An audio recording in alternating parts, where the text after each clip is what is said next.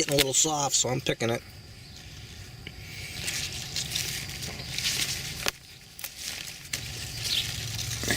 Right there.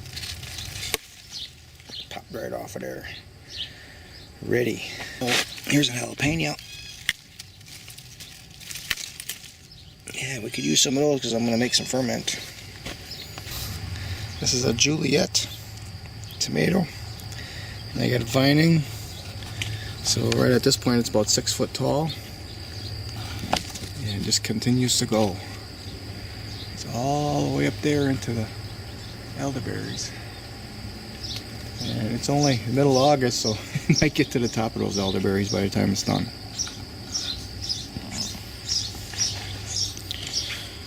So we're going to look over here in this mess to see if we can find any peppers.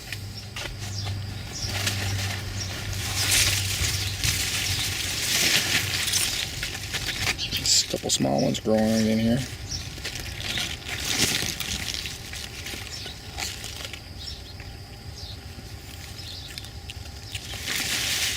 Oop, there's a couple. That might be able to go a little longer. It's not quite as big as what they can be. I got this tomato in here that was dying out over on this trellising system that I built. And I put it here, and holy cow, I haven't pruned it or nothing. It's just growing like crazy, and now it's forming some tomatoes. We got beans growing in here. This is a bean, pepper, tomato experiment to see if anything detracts from the other. Oh, I wasn't paying attention to these guys. Look at that. These jalapenos are ready. Ready. Oh, yeah. We're going to have to make us a really big ferment. Half a gallon, maybe. I'm sure loving those ferments since I started making them. All the flavors get imparted through everything that you put in them. Look at all the beans that are growing in here.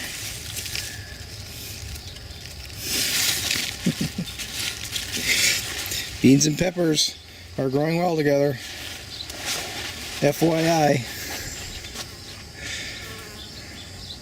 These tomatoes growing up here are early girls. Looks like I got to do a little trimming because they're getting some of that mold on them. I haven't done it for maybe at least a week. Oh, and our broccoli's starting to flower a little bit.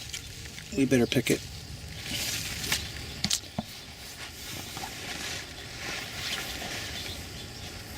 Those are sun golds. Oh, is this a kohlrabi? It's going bad right here. Yep, it's getting soft right there, so we got to harvest that one. Once it starts getting soft, the whole thing's going to rot out really quick. So you got to be watching these things. We can salvage most of it if we pick it early. Oh, the whole thing's rotting on this side too.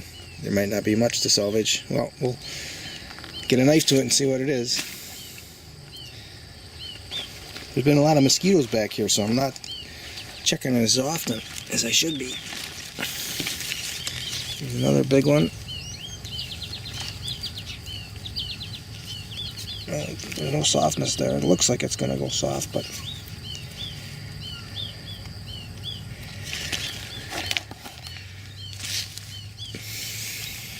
see, the woodchuck came in here and was eating on them all, and it disturbed all these leaves. And I've had that before where I was pruning leaves and then it would get rotten right there where I pruned them. Not always, but once in a while.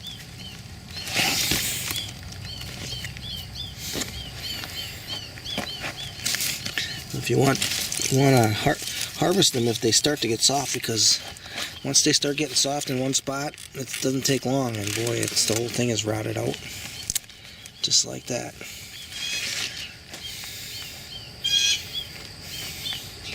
Let's go back and look at this one again. There's a spot right there that's a little soft, so I gotta harvest this one too. Right there.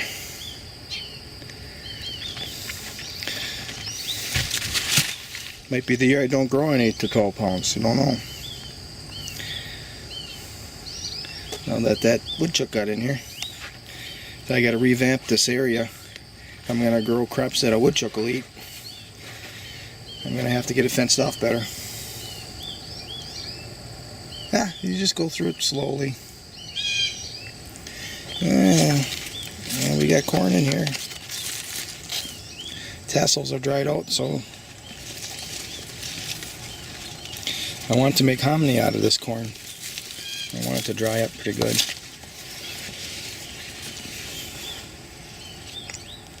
The chira, way over my head now.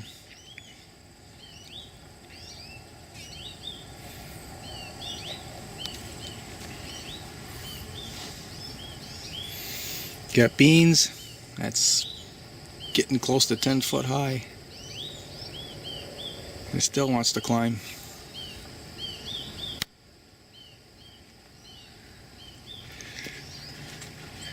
So I went up north and was tying wild rice. Went on a little fishing trip. And I come back, hazelnuts were gone. Very few are left. I seen a couple on some areas where they're kind of hidden. But I must have had a lot of squirrels visiting. So now I've been experimenting with that hot pepper sauce and some ferments, and it works for maybe a day or maybe even just a couple hours. So I'm gonna say by and large it's a failure unless you want to stand out here and spray them all the time, and if you are, you're probably scaring them out anyway. So now I'm gonna just kill them. There's a provision in Wisconsin rules that if you have like squirrels that are doing damage to your crops, you can kill them anytime. So now I'm going to start killing them. Next year we're going to have hazelnuts because I'm going to kill them. I'm going to do trapping, and I got an air rifle. I mean. Then I'm going to eat them. Got a nice squash coming up. Just from here I can see 2, and there's a third one there. I know I saw even more. There's a really big one in there. 4. It's growing all into the hazelnuts now.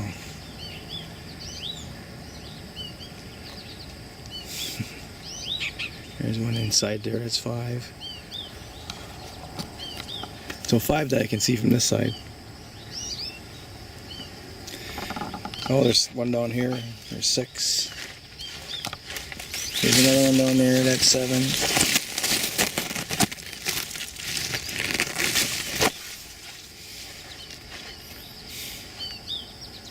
One up there. We're at 8.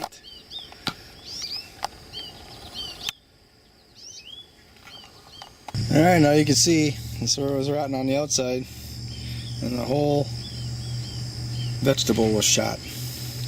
Now this one, you can see it's starting to darken up right here, but it's not shot. So if we just peel some of that away, I'm sure the inner part of it is pretty solid. If I wanted to pick that today, let's say I waited till midweek or whatever and noticed it to be as soft as this one, it'd have been shot like this one. That's just how fast that goes. And it doesn't happen unless there's some type of injury to the skin. And in this case, probably was the woodchuck that injured it. Death to the woodchucks. I've got leeks planted in here, and they're growing nice and straight, but I've got some that are just growing funky, and I've had that last year too. I'm going to harvest those. We're going to put a leek component into our next ferment. There's 2 of them that were kind of laying in my path. That'll be a nice addition. I'm going to harvest on some of this white salsify, see what it looks like. The leaves are starting to die back. I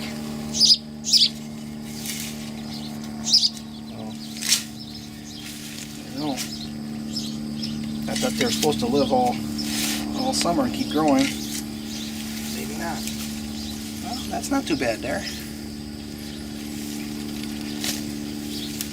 Maybe that's all it lives for. I know it doesn't get that big. That's a nice root there.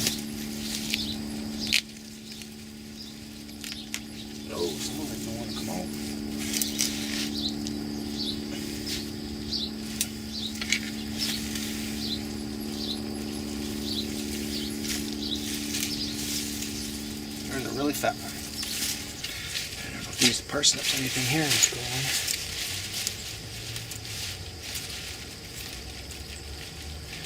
Yeah, there's a parsnip in there. Let's take one of those out. Let's see what we got.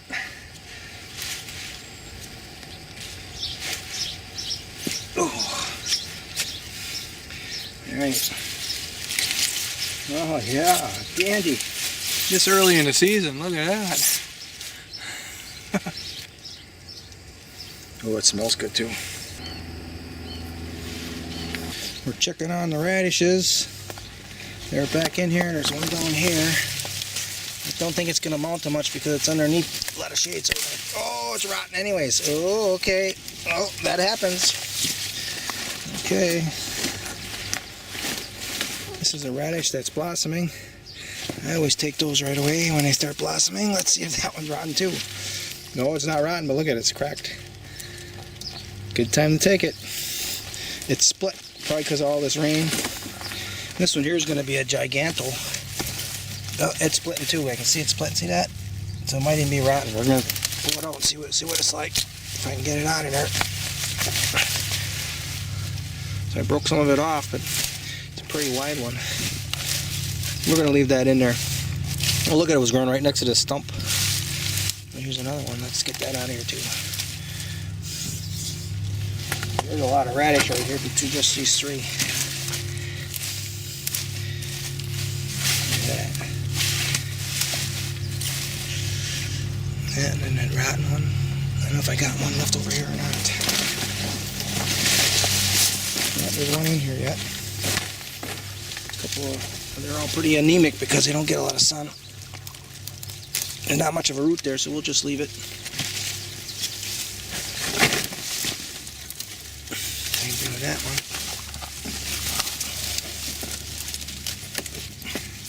And that one. So maybe we can harvest those yet in another couple weeks. We'll see. Not too bad otherwise.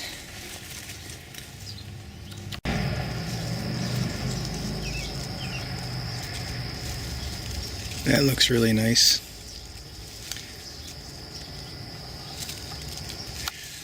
And we got them forming all over the place.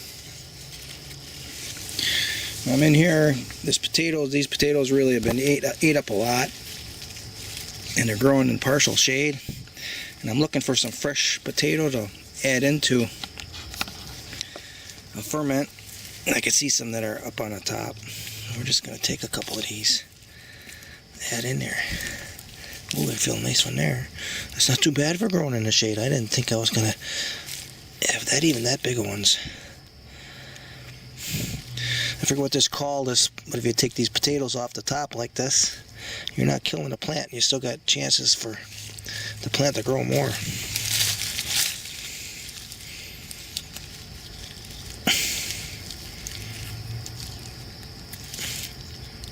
That's a nut. I don't feel anything wrong on this one. This one might be deep. One.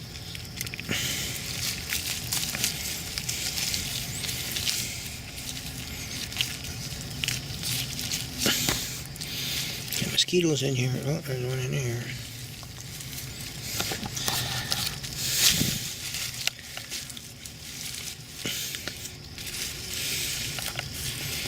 So when you got a shady spot, I guess you can grow some potatoes. It won't be a very high yield, but it's a yield.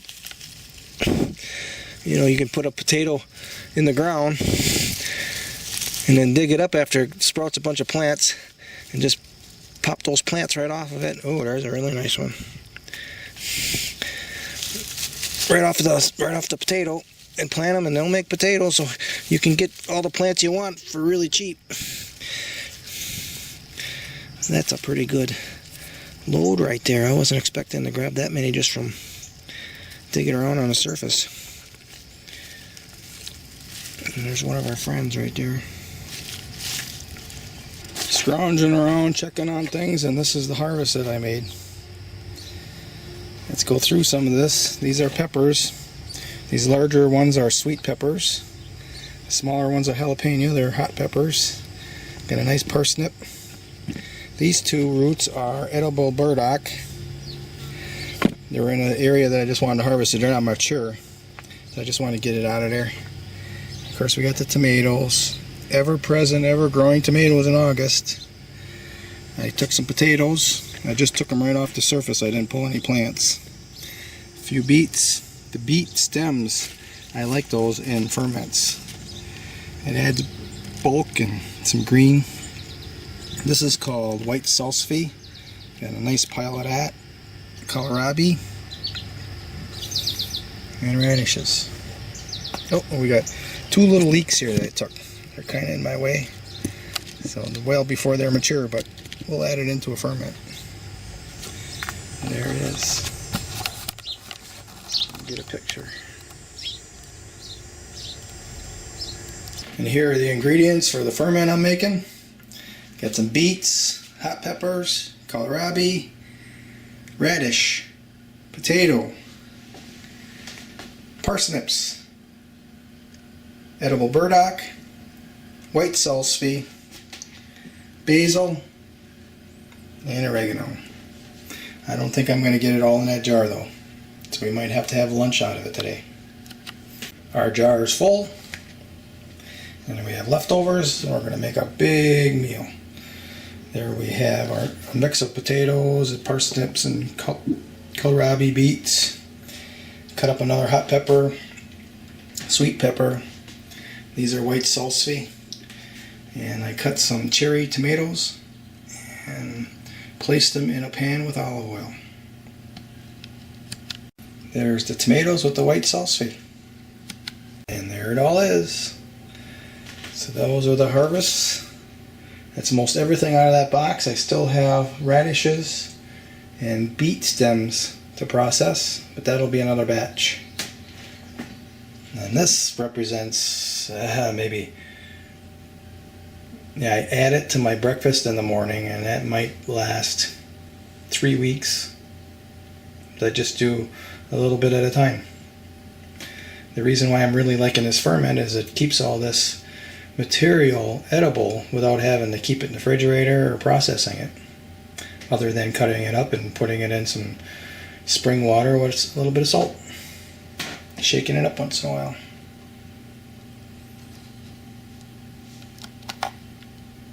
And here are the ferments. This is the one that I completed today. I completed this jar earlier this morning for salsa. And this one is at least 5 days old now. You can see it's got a milky look into it. And I actually used some of the juice in this jar to inoculate this one.